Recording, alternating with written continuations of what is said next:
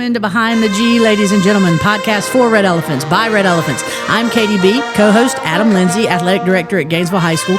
We got a great show lined up for you today. Just one guest. He's that good. Chan Brown, head of the baseball program at good old GHS, going to be on with us. Yes, he's going to talk a little bit about his current state with the program, but more importantly, the current state of the program. And they are riding high. 6-game winning streak after a win over Seconder on Monday. They'll wrap up the series against Seconder on Friday. If you're interested in being there, getting tickets to see our boys play at the Ivy, make sure that you log on to our website to do so, goredelephants.com. All the roster and schedule information you need therein as well, along with ways you can join our Gainesville Athletic Club and be an even bigger bolster and booster of Gainesville High School athletics. Before we get into the show, at Go Red Elephants, how you can follow us on social media across all platforms. That's Facebook, Instagram, X, and, of course, TikTok. So let's dive into things here.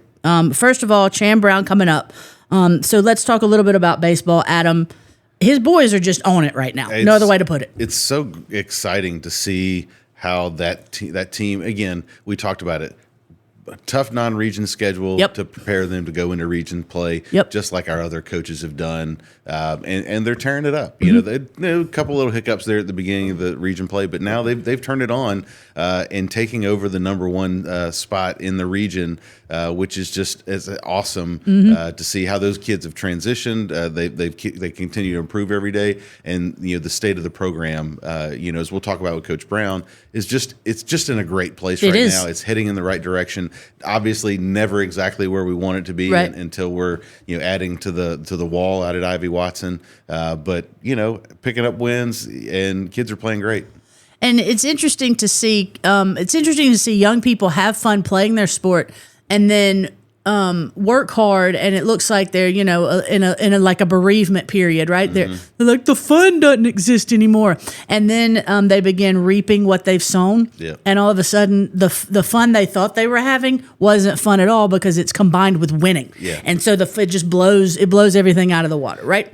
And that's what you're really seeing with Gainesville baseball right now, is this heightened level of enjoyment in being at the ball field every day and in each other, in the way they're being like. They see how important how they're being coached is, because it's bringing to fruition all this success, and so they're even having fun. I hate to say it, kind of being yelled at, and being held to a certain standard. Once you understand, obviously everybody knows the fun is in the winning, but the winning doesn't come without the work. It doesn't come without the coaching, and when all that stuff starts getting stacked, and you start doing the things that you've been coached to do, the work starts paying off, and it pays off with the winning, and the winning is always fun. No doubt about it. Again, we are in a week of play with Seconder as a region foe. Next week, it'll be Chattahoochee. They go on a little spring break trip to Charleston, and then they'll come back and wrap up the regular season with a series against Johns Creek. But more on baseball, more on the state of that program coming up as we welcome in Coach Chan Brown.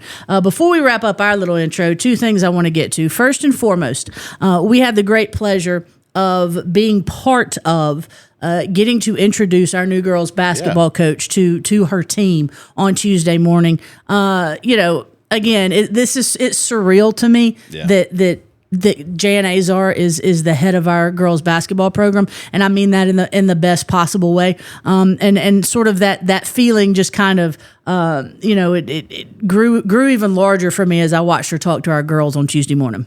Yeah, and it was great to get to introduce them, and for them to kind of get to connect, because our girls have obviously seen the social media posts and the press releases and all those kind of things. So they've been reading about her.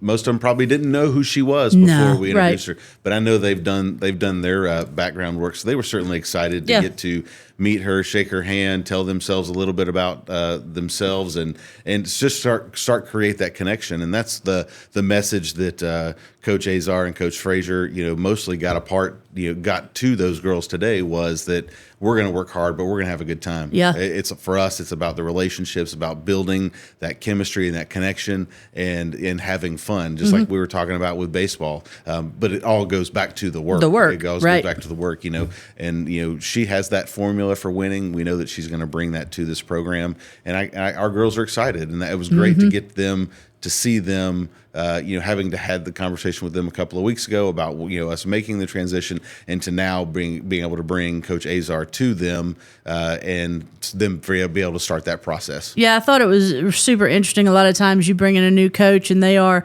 X's and O's. Here's what we're going to do. Here's how we're going to do it. And it's almost a furrow-browed approach because they want to set a certain tone with the team, and all that is understandable. I found it really, really interesting. Coach Azar almost did the opposite of what you would expect her to do, someone of her stature to do. And she came in sort of lighthearted and told the girls, hey, listen, I don't know what you've heard. I know you've probably heard a lot. Yes, I've had a lot of success, but it's a byproduct of, sure, we work. You can't get to that level of success without working, but we also enjoy each other, and there's a connectivity therein that also allows for great success. And she really pinpointed and harped on that connectivity piece more than anything, and to kind of see the room lift, as it were. Like, the girls know there's a new level of work that's going to come in, and a heightened pinpointedness to the things they're going to be working on.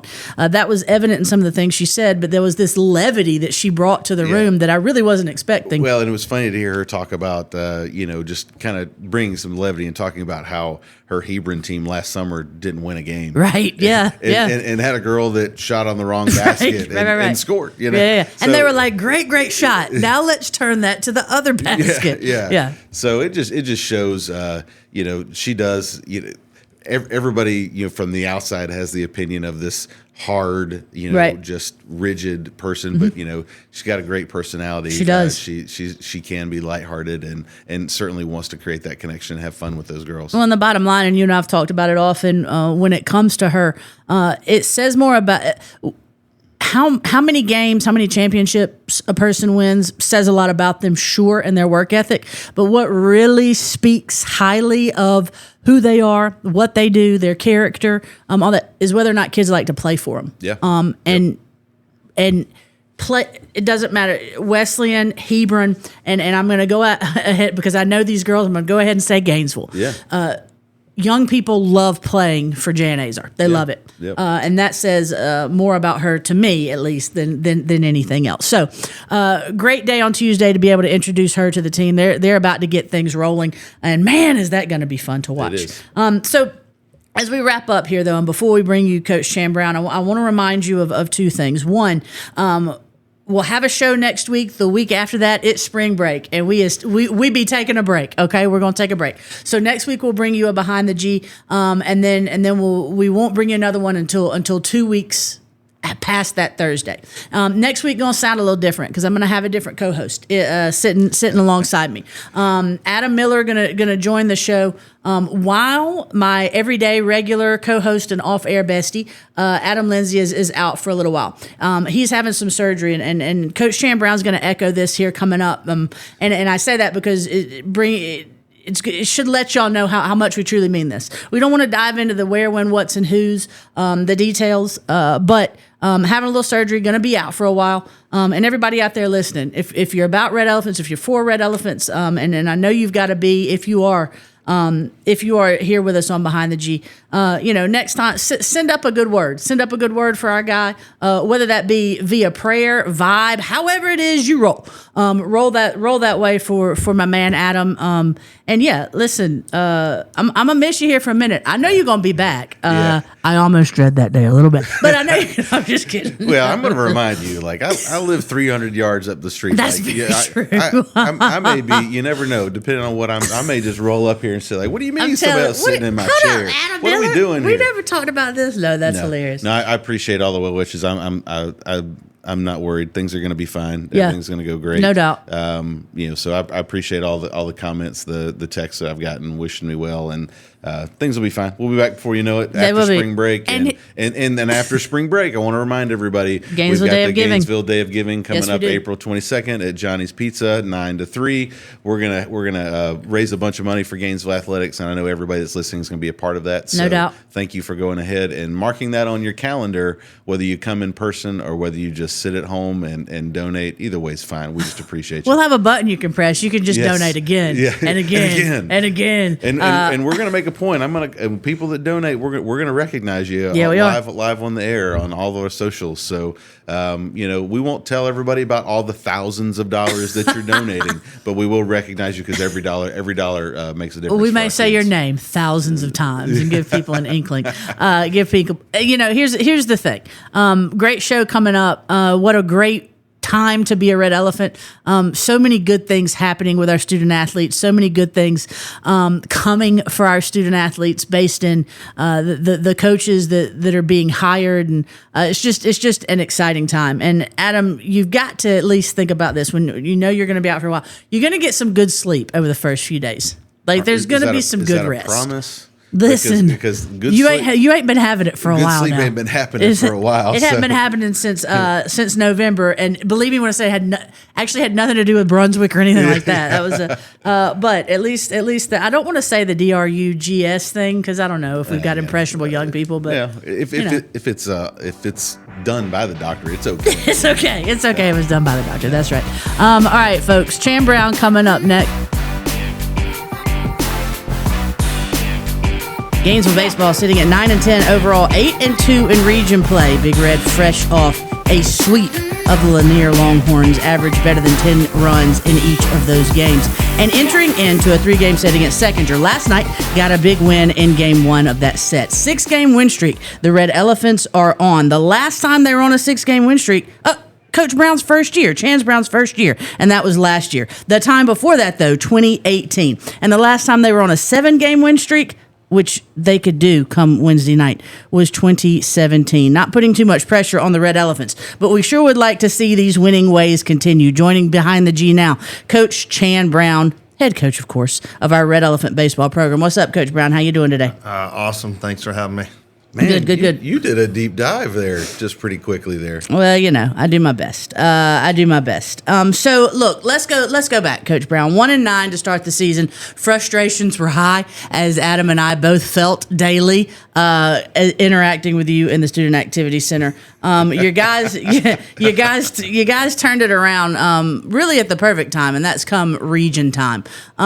We know that our coaches are such that out of region matchups are maybe even more important than region matchups because you get to put yourself in a position to play competition that you're going to see, hopefully, fingers crossed, down the road, right?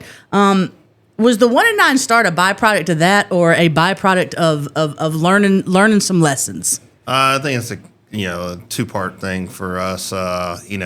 We lost 6 extra inning ball games, another 1-run game in there.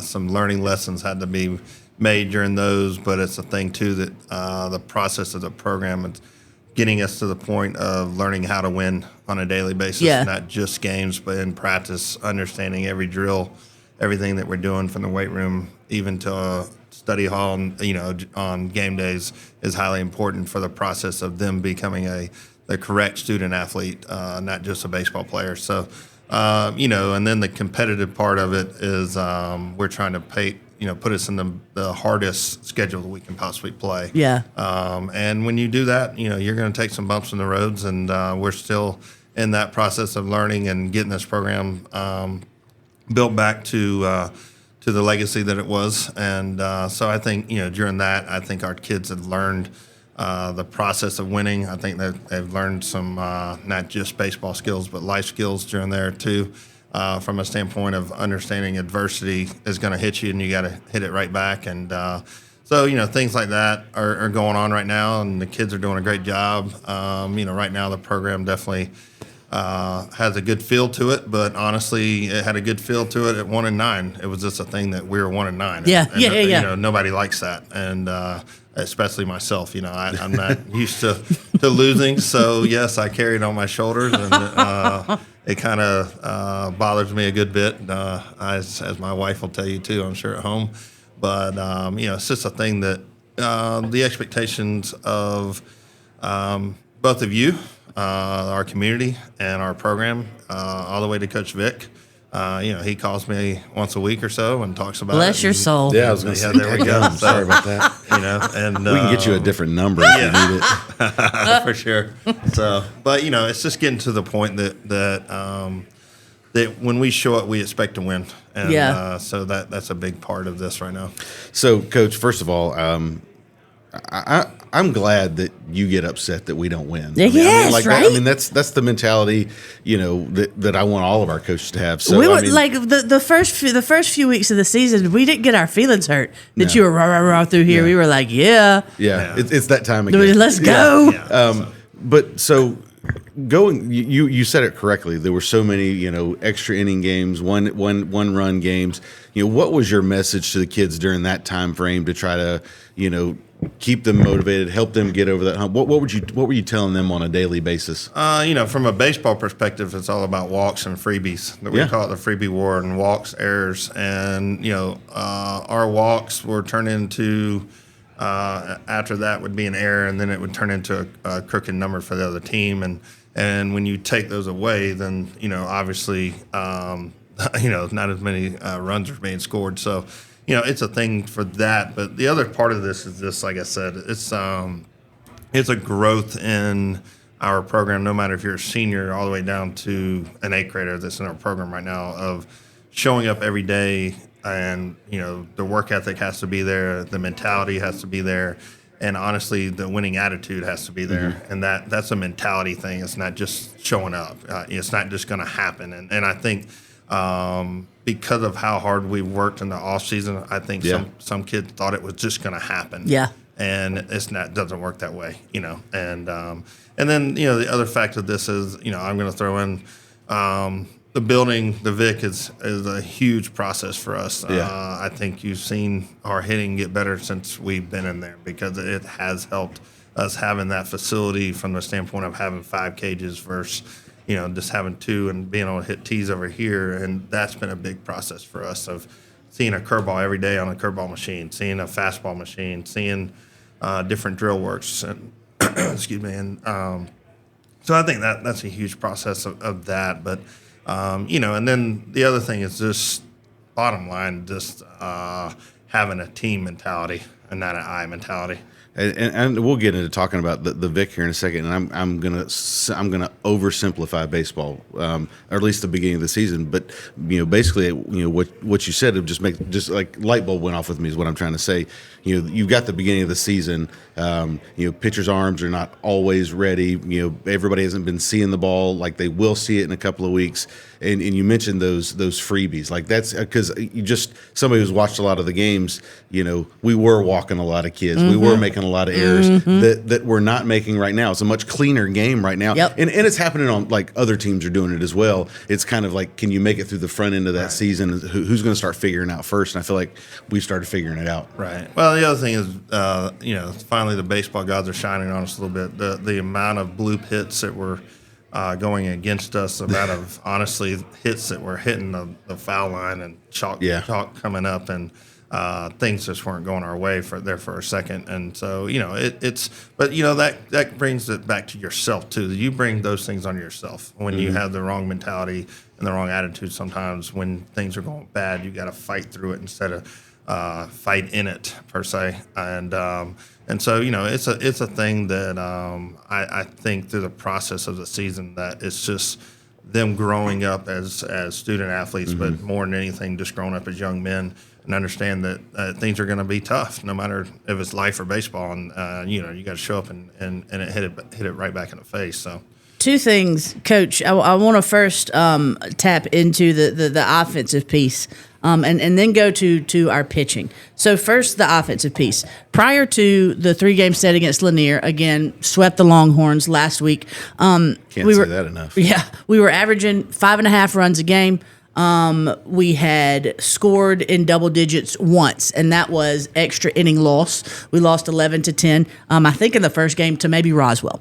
But anyway, we'd scored in double digits once. Come into Lanier expecting that same production out of your offense, and instead you get 3 straight games in which you are scoring the double digits. You run rule Lanier twice. It was in the 6th inning, but it's a run rule nonetheless. You run rule them twice. Your average goes from 5.5 runs a game up to 6.3 runs a game. And last night in the first game against Seconder, even though we didn't see double digits, bats came out alive, right? We scored 8 in the first 3 innings, and then we're able to hold them off. You mentioned the Vic being a big part of sort of us seeing the bats come alive, as it were, as I just mentioned. But what's the other piece to that? Like, what has created sort of this offensive, this bevy of offensive production for our guys all of a sudden? I think the biggest thing is an approach. Having the right approach, and we've gone away from actually on-field BP to just the building right now because of the drill work that we're doing. John Marcone's done a great job on an individual standpoint of, our cage 1 is just John Mark's cage, and he works on weaknesses with those guys. Oh, wow. Cage 2 is strictly curveball. Cage 3 is strictly fastball. Cage 4 is this flat bat that we bought, and then Cage 5 is tee work, and so each cage has its own approach to it. And so I think the biggest thing is having the mentality of pass the baton too. When a guy might get out, he says, "Hey, pick me up." Yeah. So, but it's an approach aspect of being able to drive the ball the other way, and not just have a pull mentality. Mm-hmm.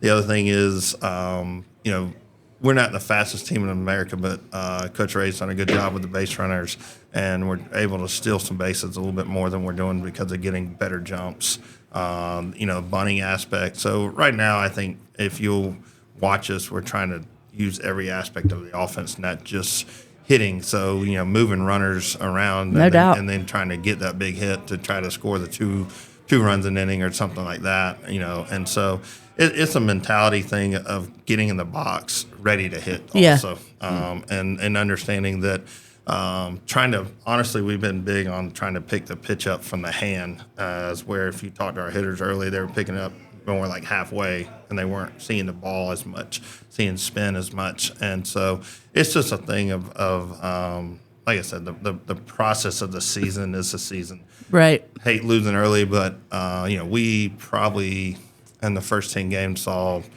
88 to higher to 93 up in Hoover, probably 9 times. Right.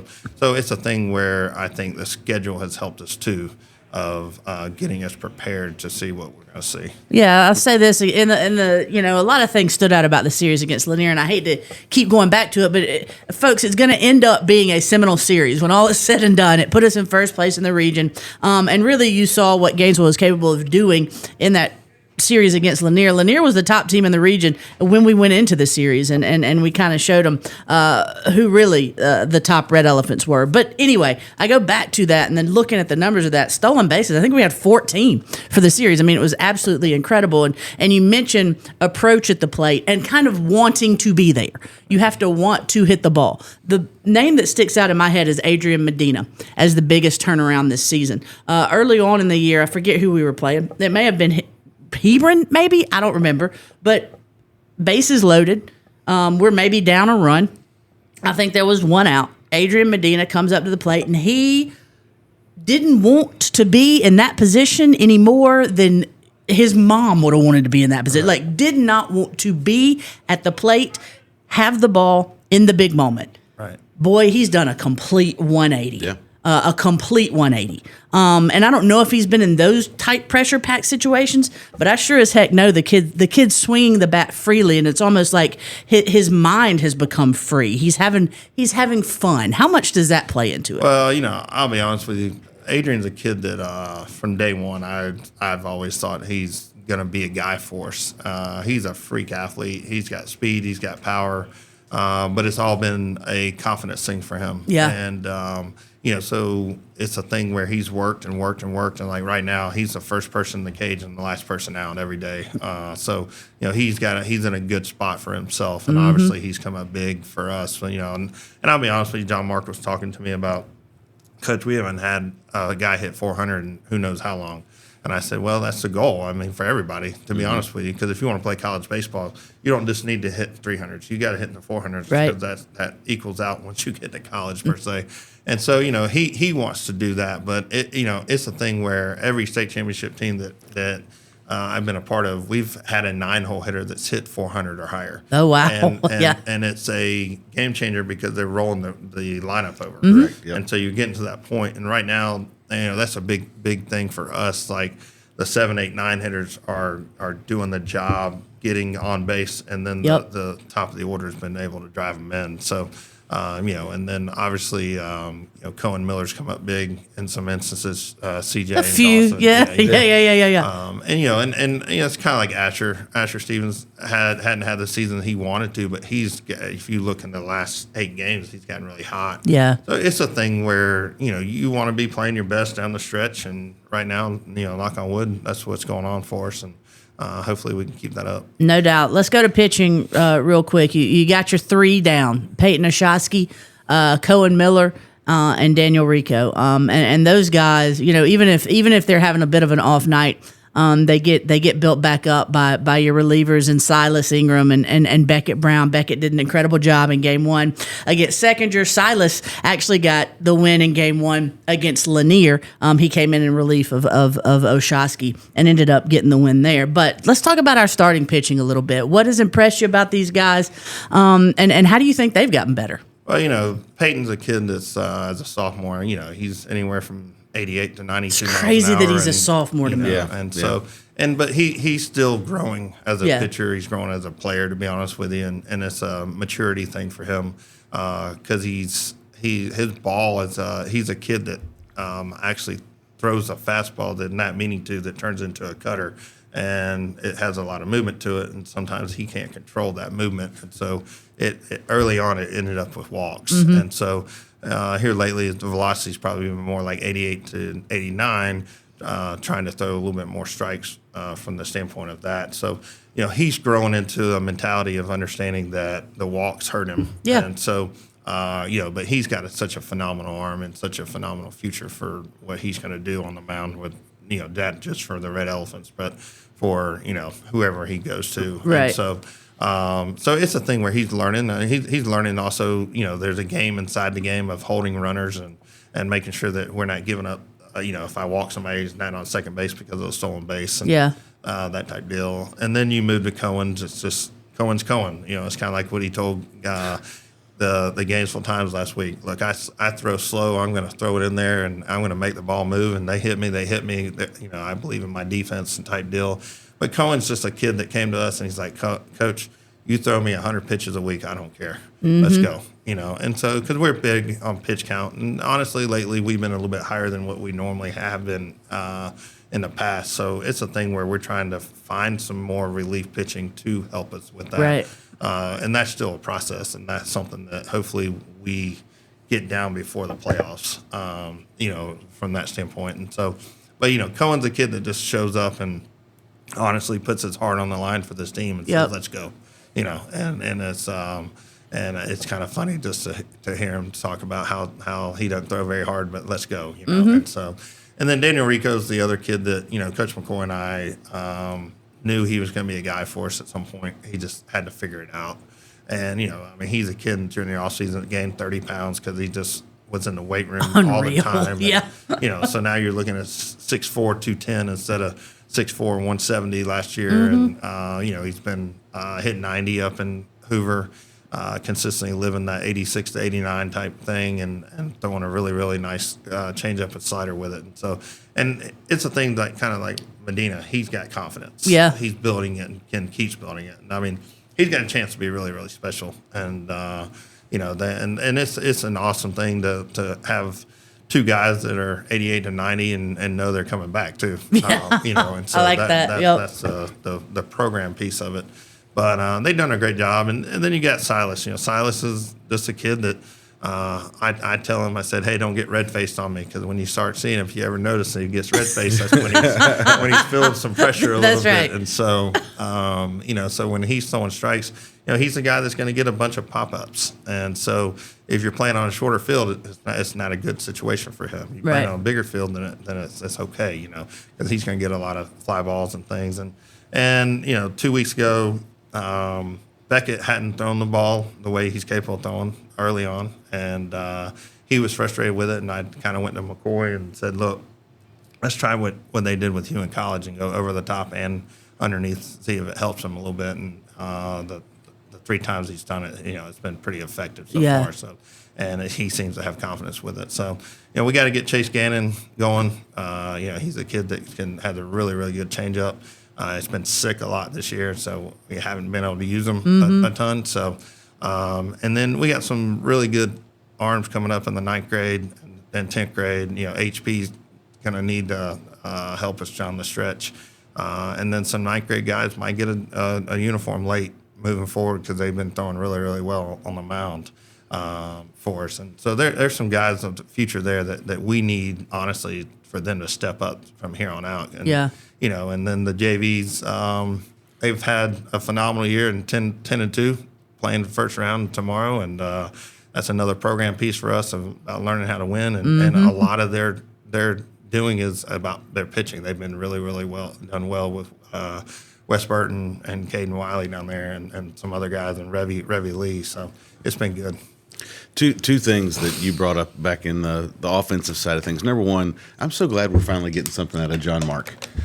I hear you. It's finally earning half of a paycheck. That's right. Yeah. No, he's doing a really good job with hitters, that's for sure. I love giving him a hard time. It's time to fire the batting coach. For sure.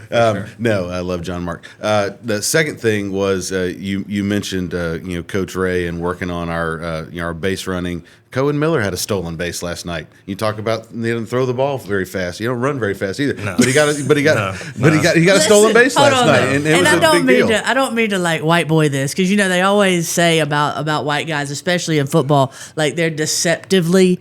He's deceptively fast. But Cohen, sneaky quick. For Cohen, like you don't expect him to be as fast as he is. Yeah. Now is he Adrian Medina? No. But he's also not like CJ Sawdorg. I think he may have had a stolen base last night too, and that's like watching oil run through molasses. He did have one against Lanier, so. This is just. I was a little shocked when I was watching Game Changer and saw that. It's a credit to what our coaches are doing. I'm going to give them credit. That's for right. That. I know you don't ever do this. But take your coach hat off and put your dad hat on. How proud are you of Beckett and how he's played? I know he had a triple a couple of nights ago. Had a double last night. How proud are you to see him start to come along? It's a great process to watch him. Obviously early on, everybody in the stands will tell you that I'm hard on him. And I'm probably harder on him than anybody. And it's just a coach's kid mentality that. You got to be better than other people, and so he knows the game like the back of his hand, and so I think he was putting too much pressure on himself too, and I probably didn't help that some, and I'll be open and honest with that. That's been a family trend with Kate and him, so we worked through that, but.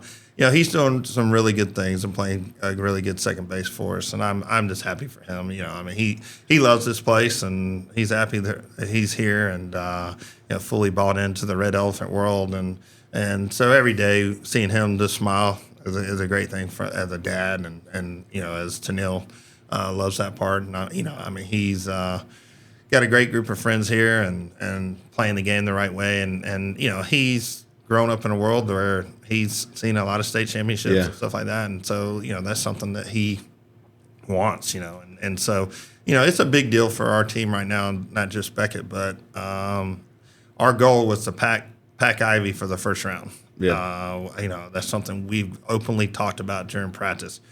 Can you imagine this hill being filled for the first round and it would be the first, if we can finish this thing out, try to win region, it'll be the first time since 2016, I think, from a region championship, something like that. And I think it's the first time hosting since around that time too. So it's been a while. Well, first of all, from our end, we love Beckett. Beckett is, he's that kid that walks in a lot like Cohen, got a smile on his face.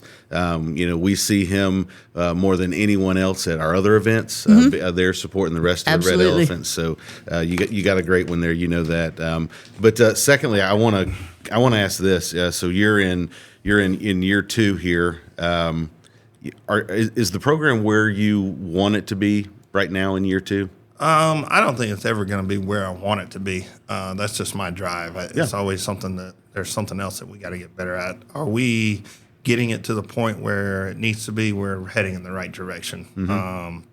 And that's not just a thing from the high school standpoint. That's from the herd too, and trying to get the youth part of it fixed, and believing. And honestly, me being here, I want to see people walk around and have pride with Gainesville baseball or herd baseball. That's important to me. That means they're buying into the program. Correct. Yeah. And that's a community piece also. And so, is it where we need to be? It's getting closer, but it's never going to be where it needs to be until we try to put a state championship on the board again, to be quite honest with you. And, obviously there's levels to that, and trying to win a region championship in year 2 would be definitely a step in the right direction. The other thing I think is important is trying, we got Dawson Vaughn going to play college. We got CJ Sauter. We're hoping Cohen and Adrian can find a place. Silas has an aspiration, but he also has an aspiration of going to Augusta to play, be a PT guy. And so I think it's a process too that we have to, just as in football signing day of the youth and other, ninth graders and 10th graders need to see these seniors up on that table signing and have that aspiration. So, I think it's about the future too. And I think that's something that, our staff has bought into, understanding that all the way down to Josh showing, helping with the middle school and the herd and that. And I think we have a good process of that, but it's still got ways that I have to step in and get things fixed the way it needs to be. And so we're heading in the right direction, but, we still have a ways to go. Giving myself a little space here so I'll know to edit this. Are we broaching the suspension subject? I mean, I don't really think it's necessary. Okay. Just I don't want people to listen to this and be like, oh, this is sugarcoating. You know what I mean? Okay. I personally don't care. You can ask how I'm doing at okay. home or so that's all I was gonna do is we'll just ask him how he's enjoying watching the games at home. Okay. There we go. So. I mean, and let me say this. I mean, if in the end, like we can talk about, I think we can talk about him getting ejected. Right. It's just not all the additionals. Oh no, I was not going to. Yeah. So. Are you said? Have you burned that all black outfit? I wasn't gonna do that. Okay. So. Have you been to Lanier lately? That's right. No. What's that road trip? I'm sure they had somebody here yesterday though to see if with Bishop there. I'm sure they were seeing if I was going to show up. So, Coach, we would be a bit remiss if we did not mention that you are currently not with the team. And as a result of that, there's a big time career moment that's being put on hold, and that is win number 600. If you have gone back, it could have been our last game against Lanier would have been win number 600 officially, but because Coach Brown's not with the team, it can't happen until he comes back to the team. And that will not be until a week from this past Monday after game 1 against Chattahoochee. So game 2 against Chattahoochee could possibly be $5.99, fingers crossed. The game 3 against Chattahoochee, which would be a week from this Friday, could possibly be that 600 mark. And it is one that we will celebrate in mass. But we say all that to get to this. You are an intense guy when you're on the field with your guys. And boy, you are a hands-on coach. Even sitting up in the press box, I have said on this podcast, and I've said to anybody who will listen, Coach Brown's my guy. I love him more than life itself. But boy, those first few weeks, he scared the dickens out of me, I was afraid to make a mistake. He's an intense guy. He is an intense guy, and it rubs off. There's a trickle-down effect, and I personally kind of like that. Absolutely. But it keeps everybody on their toes and makes sure everybody's falling in line. But it's got to be tough to be sitting at home, even though your guys are having some success right now, to be sitting at home and not be able to be as involved as you usually are. Yeah, it's I hate what's going on is going on. I take full blame for that, but that's just a process that we got to get through. I am very big on right now texting the guys before the game and texting them right after, of the good things, the bad things. I'm still, like last night I said, hey, we got to get better at this after the game, and those sort of things. And the staff has done a really good job. Coach McCoy's done a good job handling what's going on. And but it's a thing. Watching Game Changer and watching NHSF is not the best thing for Chan Brown.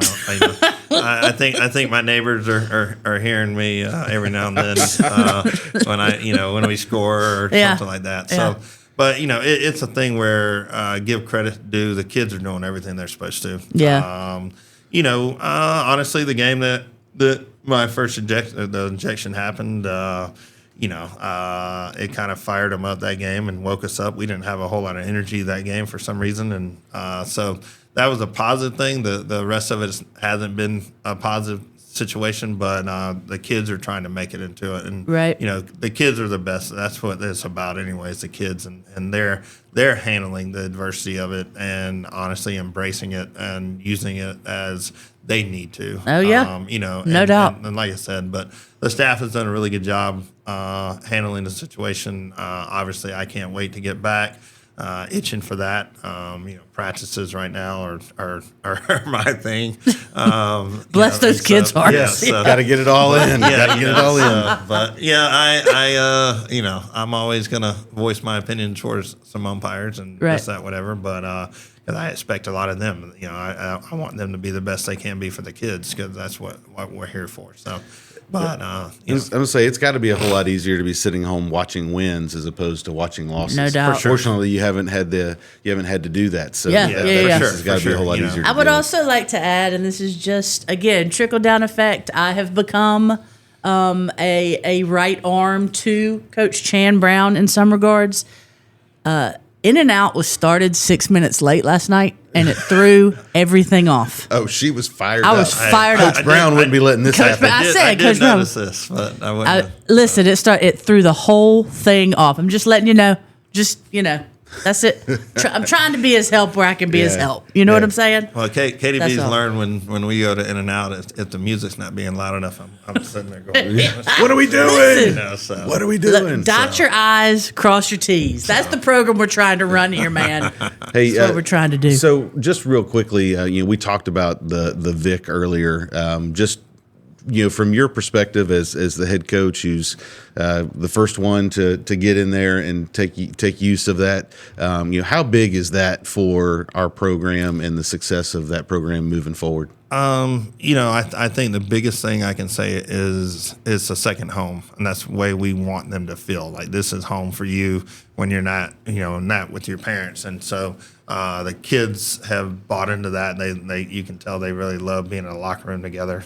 It's just it's a program. It's a huge piece of our program. It's going to be a mainstay, obviously, for a long, long, long time. And, not just from a practice standpoint, but just from a team standpoint. And honestly, in the past, I've never had one big locker room. It's been a varsity and a JV and everything else. And I think where we are as a program right now, that's a good thing that all of them are in the same locker room, because I think that the ninth graders are learning from the seniors on things. So, and just the playing, just like I said, the room. I mean, y'all done an unbelievable job with building it, and the space that it is. The amount of work that we're getting into on a daily basis is undescribable, to be honest with you.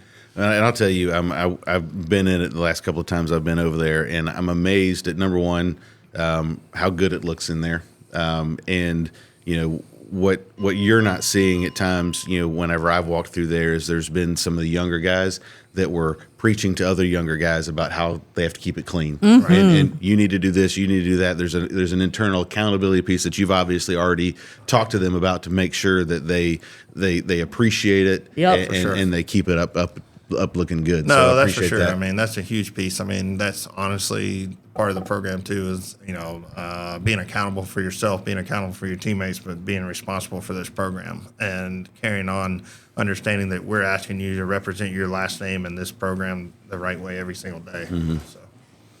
Yep, and we see it. We see it across the board, and you see it in the way that they just continue to get better. I think that might be that to me that is a sign of accountability. Is when you go from you just keep ticking along and keep getting better, and we're seeing it on all sides. Fewer mistakes made in the field, fewer walks from the pitchers, fewer strikeouts from our hitters. Yes. All these little Much less things watching. adding up. Oh my God! And listen, if you hadn't been out to a Gainesville baseball game of late, you're missing out. Make sure you get out to Ivy Watson. Next home games this Friday as we wrap up the 3-game series against Seconder. 6 p.m. will be your first pitch. Of course, the shores of Lake Lanier, where you'll be able to see the game. Coach Chan Brown, so fortunate to have yet another phenomenal coach. Absolutely. As we've talked about lately. Yeah, leading our Red Elephants. Coach Chan Brown, of course, fits right into that. We love having you here. We love having you on the show. And you can't wait to have you back again, maybe after win number 600, huh? Hey, that'd be nice. And That's it. Hey, can't say enough. The Gainesville community say some prayers for our AD. He's got some things going on here, having a surgery. So let's pray for him. And I can't wait to see you back when you get back too. So. Amen to that. Thank you.